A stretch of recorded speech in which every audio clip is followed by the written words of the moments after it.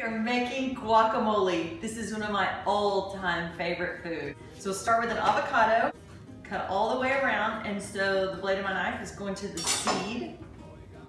Check that out. There are people who do this with spoons. I'm just gonna dig it out with my finger. Okay, so you can just pull the seed out by stabbing it with a knife. Here's kind of a tip. We're gonna be having this as an on-the-go dip. So I put it in a Tupperware container, and we'll just put the lid on it when we're done. You get a potato masher first and mash the pulp of the avocado. This was one avocado, it was pretty hefty. To that, I'm gonna add diced tomatoes. I love tomatoes, so I'm gonna pour them in there. That's probably half of a Roma tomato. Diced onions.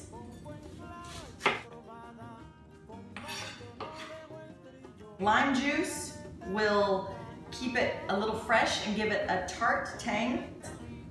I probably put a quarter of a teaspoon to half of a teaspoon in there, and I'll have the recipe in the description below.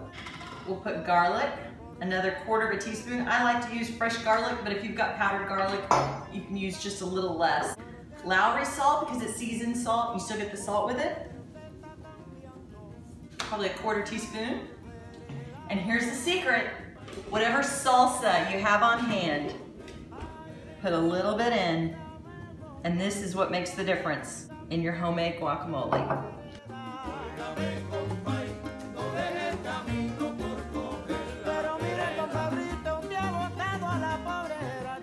If you're going keto, what's really good is if you will make cheese chips out of shredded cheese in the oven.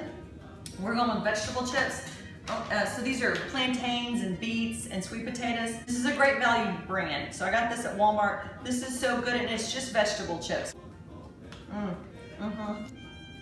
So good. I hope you like it. If you make it, comment below and tell me what you think.